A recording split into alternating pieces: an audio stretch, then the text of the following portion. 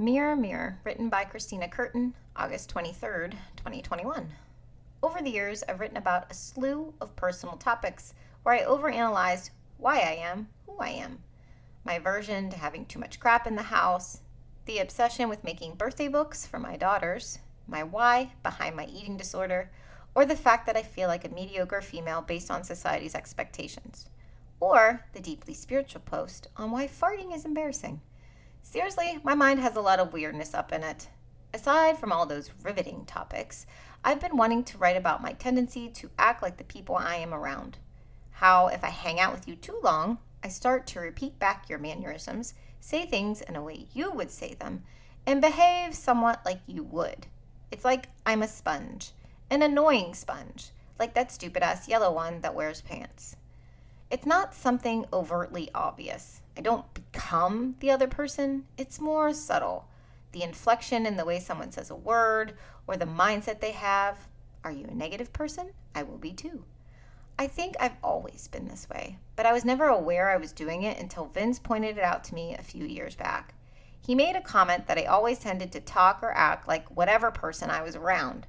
Thank God I've never had a friend with an accent, or that would have been comical. Of course, I took this comment from him and I let it fester around in my mind for a good decade. That's what I do.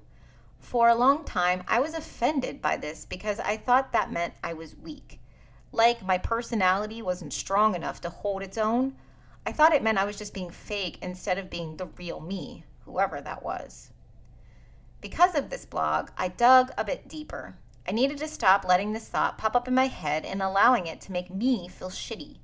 One way to gain power over something is to gain knowledge. So off to the internet I went. Online searches uncovered that this isn't a sign of weakness after all. What I have the habit of doing is called mirroring.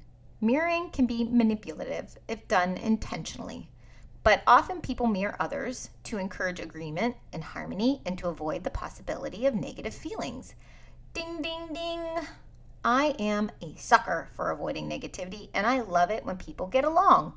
Maybe that's why I absorb somebody's personality and mannerisms through osmosis. Maybe my childhood caused me to be a sponge to the other people's personalities to avoid arguments. Arguments in my house often led to abuse. Arguments were scary and to be avoided. Partially, that's probably why I do have this behavior, and I'm not 100% sure it's something I want to keep doing. Growing up, and even now, I cycled through so many different friends because I didn't like the me I became after being around them too long. The me I wasn't who I wanted to be necessarily. When I was younger, I wanted more out of my life than what I was surrounded by. I had bigger plans. If I wanted to achieve my bigger plans, I had to surround myself with people I wanted to be like.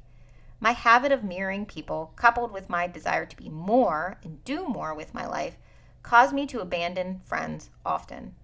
I realized, even though I didn't realize it consciously, that I needed to surround myself with people I wanted to be like because I literally started to become like them.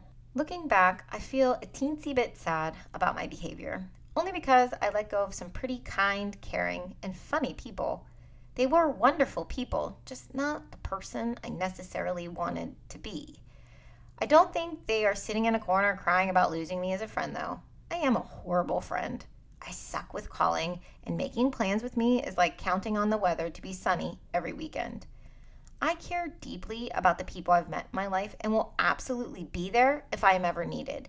But I'm not a girl tribe, need to see you constantly, check in mimosas, let's hang out kind of friend. So I've been keeping to myself for the most part. I've been listening to inspiring people who hustle and achieve while I take my daily walk with Evie, surrounding myself virtually with the people who I want to emulate. People like Glennon Doyle, Ed Milet, Tony Robbins, and Rachel Hollis, to name a few. These people hustle and are so inspiring. They have a vision. Who they are is close to who I want to be. These are the people I need surrounding me. And since I don't think Tony is waiting to chill with a 39-year-old mom of 3, I need to rely on podcasts and YouTube videos for now. Ultimately, I don't think I can get away from mirroring people entirely. After all, it's not a complete bad thing. Now that I know why I do it, I don't mind it so much. It's not that I don't have my own personality or that I am weak. This is the way I have adapted to life. I can either view it as a weakness or a strength. I can either use it to my personal advantage or let it lead me down a road I really don't want to travel. This is the wonderful side effects of this blog. It prompts me to think deeper about myself, something I might not have done if I didn't create this life chronicle.